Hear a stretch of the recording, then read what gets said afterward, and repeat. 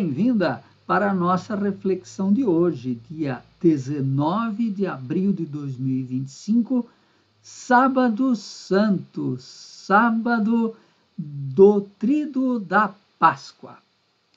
E hoje, toda a igreja tem apenas uma única celebração, que é a Vigília da Páscoa. Então, nós não temos a missa normal do sábado, também não são administrados sacramentos, exceto a unção dos enfermos, já em casos extremos, e por isso toda a nossa reflexão hoje estará focada na Vigília da Páscoa. Mas, antes de falarmos das leituras da Vigília da Páscoa, é bom recordarmos como é a celebração pascal. Então, é sempre importante recordar que a Vigília da Páscoa tem 4 momentos. O primeiro momento, o rito do fogo, a liturgia da luz, em que é aceso o círio pascal. Depois, a liturgia da palavra, bem mais ampla, não naquele esquema que nós estamos acostumados, nós vamos ver daqui a pouquinho. Depois, a liturgia batismal, e mesmo nas igrejas em que não é batismo, é feita a bênção da água para a renovação das promessas dos batizados. E, por fim, a liturgia eucarística. Vamos, então, rapidamente falar da liturgia da palavra, este ano C, focado no Evangelho de Lucas, como você já sabe. E é sempre bom recordar que na Vigília da Páscoa, diferente daquilo que é o esquema das leituras de uma missa comum, não são 3 leituras mais um salmo, mas são muitas leituras. O esquema completo são 7 leituras do Antigo Testamento, cada uma delas seguida por um canto de resposta, não necessariamente um salmo, mas sempre um canto que vai ajudar a prolongar aquilo que nós escutamos na leitura. Depois temos uma única leitura do Novo Testamento, uma epístola tirada da Carta aos Romanos, e, por fim, o Evangelho do dia, este ano tirado do Evangelho de Lucas. Como são estas leituras da noite da Páscoa? Vamos ver aqui com calma, então. São 7 leituras do Antigo Testamento. A primeira leitura tirada do livro do Gênesis pode ter 2 formas, forma mais longa ou a forma mais breve. Forma mais longa, a criação do mundo, a forma mais breve, a criação do ser humano. Depois, seguido pelo Salmo 103 e sempre depois de cada salmo, uma oração. A segunda leitura do esquema completo, tirada do livro do Gênesis também, o sacrifício de Abraão, igualmente numa forma mais longa ou numa forma mais breve. Depois desta leitura, um salmo e também uma oração. A terceira leitura do esquema completo é a única obrigatória do Antigo Testamento, que é a passagem do Mar Vermelho, a saída do Egito, a travessia do Mar Vermelho, e o canto de resposta é o Cântico de Moisés, lá de Êxodo 15, seguido também por uma oração. E aqui é sempre bom recordar que quando o leitor ou leitora termina esta leitura do livro do Êxodo, não diz palavra do Senhor, mas emenda imediatamente o canto, porque a leitura termina assim: e Moisés cantou este canto. E não faz nenhum sentido dizer palavra do Senhor. Então, o salmista já esteja pronto para iniciar imediatamente o cântico Cavalo e Cavaleiro. Mas vamos continuar com as leituras. Continuando com o Antigo Testamento, a quarta leitura do esquema completo é um trecho do profeta Isaías, tirado lá da segunda parte do livro de Isaías, Jerusalém no exílio e a promessa de restauração, também seguido por um salmo e por uma oração. Outro trecho do livro do segundo Isaías, com as condições para a restauração da sociedade, e novamente um canto que não é um salmo, tirado da primeira parte de Isaías, Isaías 12, seguido também por uma oração. A sexta leitura do esquema completo é tirado do profeta Baruque, os mandamentos como sabedoria, luz e vida, seguido por um salmo e por uma oração.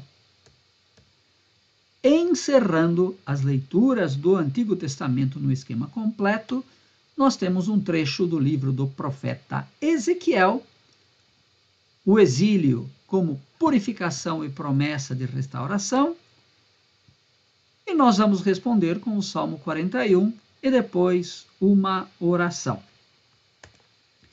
E aqui terminam as leituras do Antigo Testamento. Como vimos, somente a leitura de Êxodo, a travessia do mar, é leitura obrigatória, e normalmente as nossas celebrações variam aí então de 3 ou 7 leituras do Antigo Testamento. Para o esquema completo, então, no total 9 leituras, para o esquema abreviado, mínimo de 5 leituras. 3 no Antigo Testamento, mais a epístola, mais o evangelho, que são obrigatórias.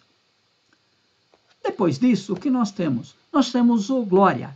E é agora que se acendem as luzes do altar. Até este momento, a única luz, a única vela que está acesa na igreja é o Círio Pascal. Na hora do Glória, se acendem as velas do altar, tocam sino, bate palma, bate matraca, toca sineta, o Glória, e depois oração.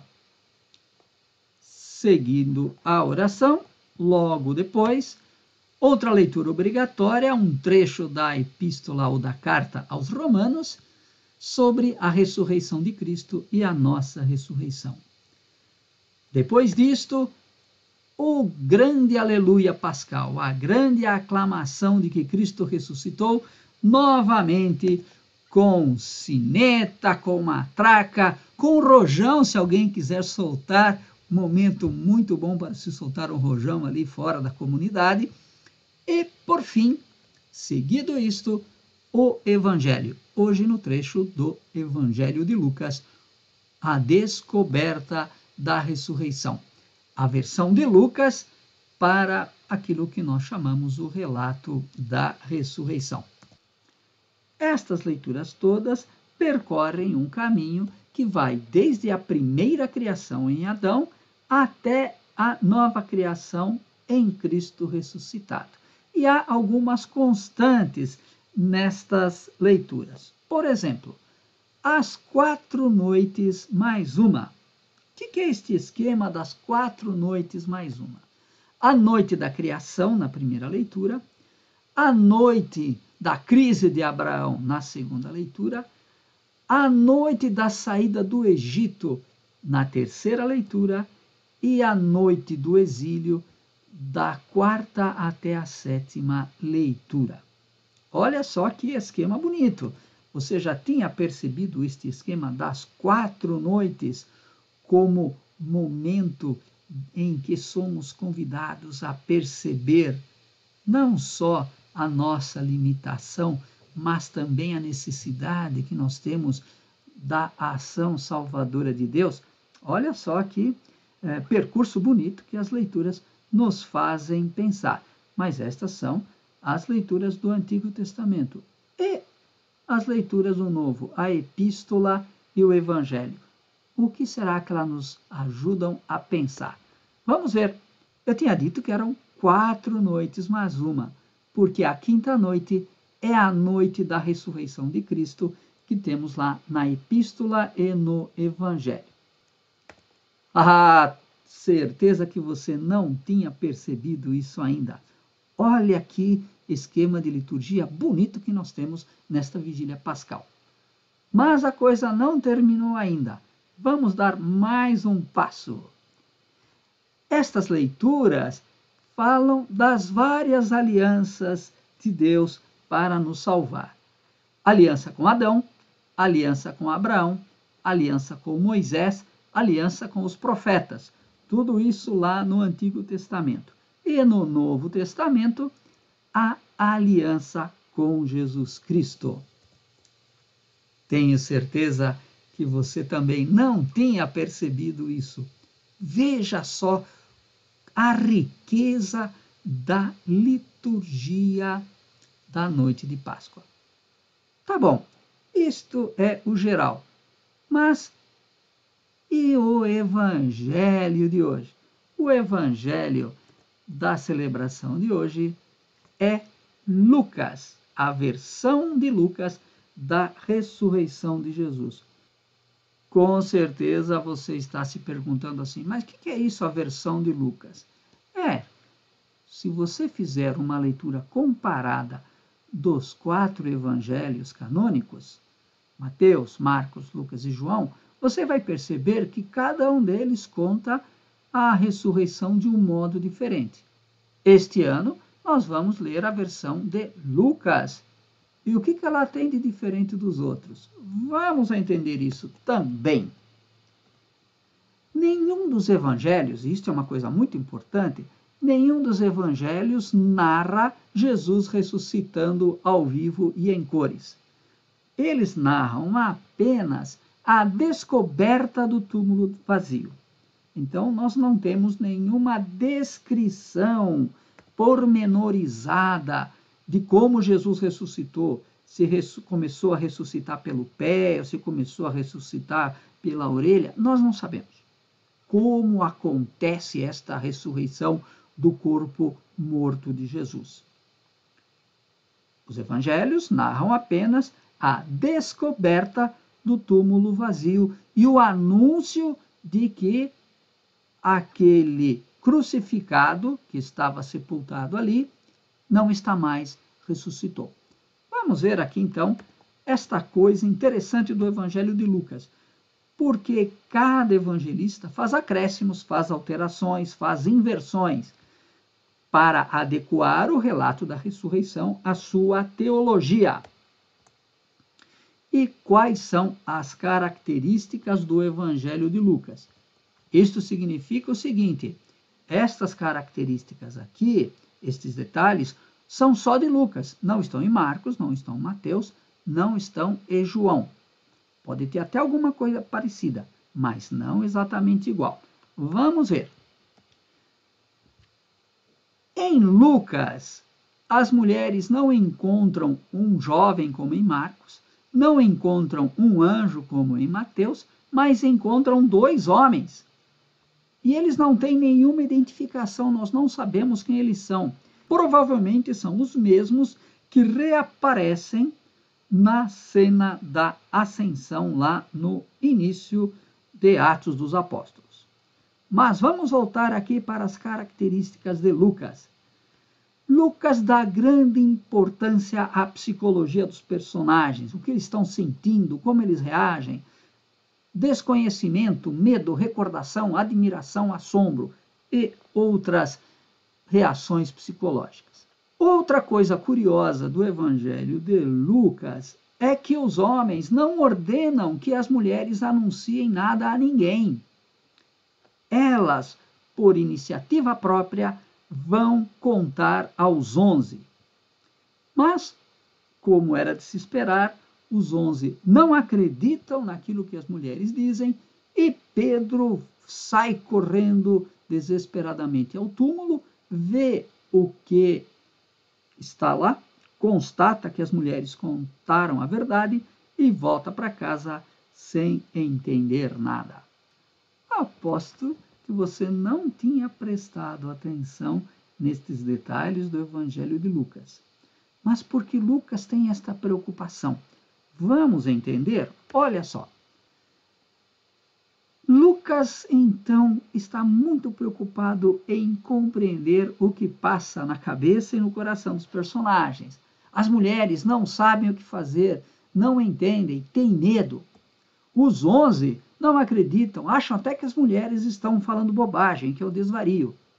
E Pedro é impulsivo, sai correndo, vai para o túmulo e fica assombrado. Fala a verdade. São reações bastante humanas. Por que será que está acontecendo isso? Preste atenção. Jesus ainda não tinha aparecido ressuscitado. E os discípulos não sabem mesmo o que está acontecendo. Jesus vai aparecer ressuscitado só no final do capítulo 24. Então, aqui estamos no fragor da hora em que o túmulo vazio foi descoberto. Mas e daí? Os discípulos e as discípulas, por isso que não entendem nada. Jesus não veio ainda explicar para eles. Mas, de qualquer forma, este relato é um convite a acreditar, mesmo sem ver nem entender.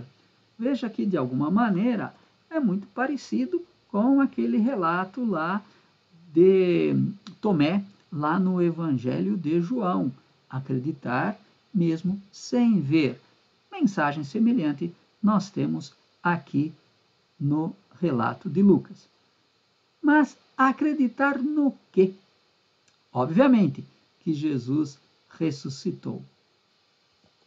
E aqui vem uma coisa muito, muito importante que devemos prestar atenção, porque faz bem pensar, conhecer, para termos uma fé mais convicta e uma fé que não seja ingênua.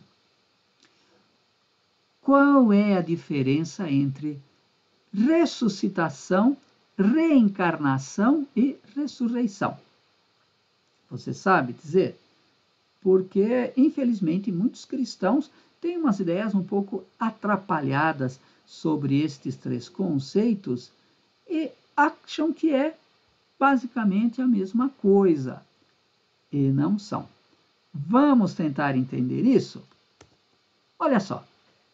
O que é ressuscitação?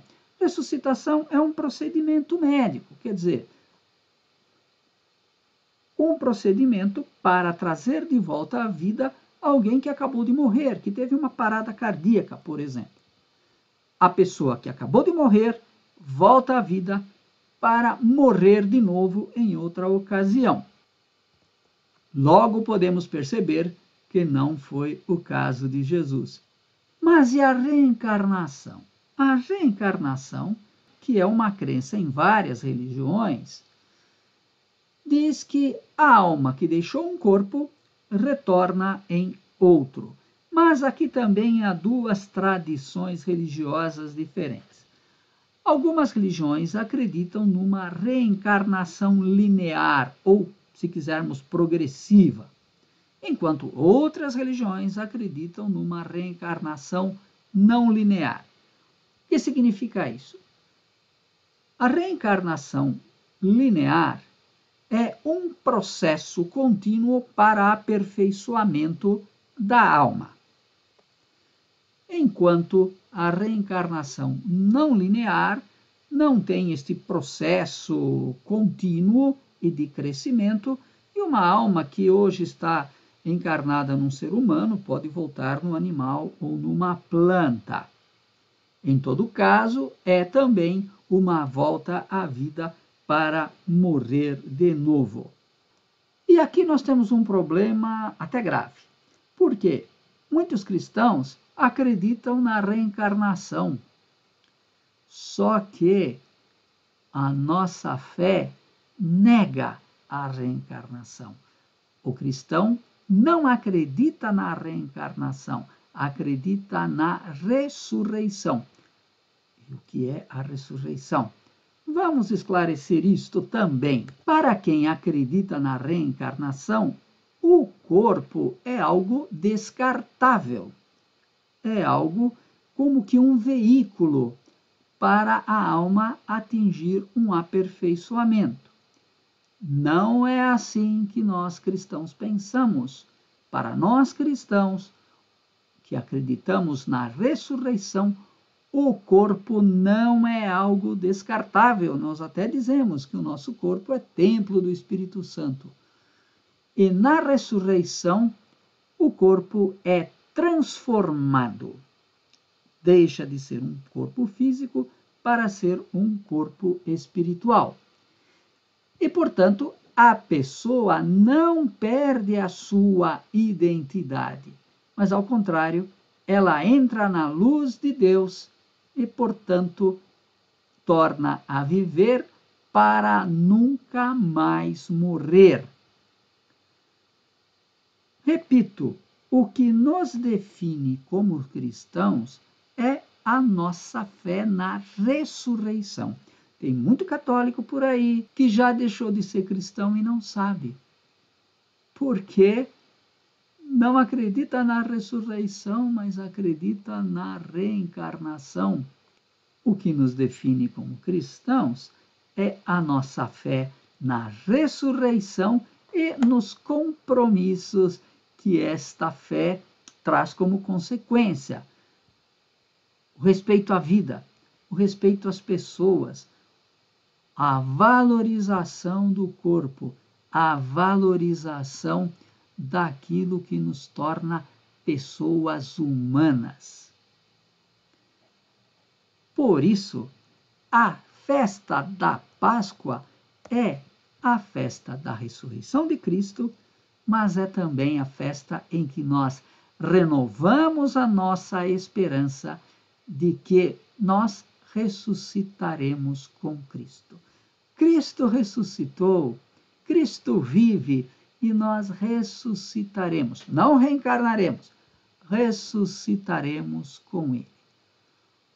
Espero que você, nesta Páscoa, possa renovar a esperança de que nós estamos tanto falando neste Ano Santo, a esperança da vida, a esperança da ressurreição, o compromisso com a vida, com a verdade, com a justiça e com a paz. Uma boa Páscoa para você.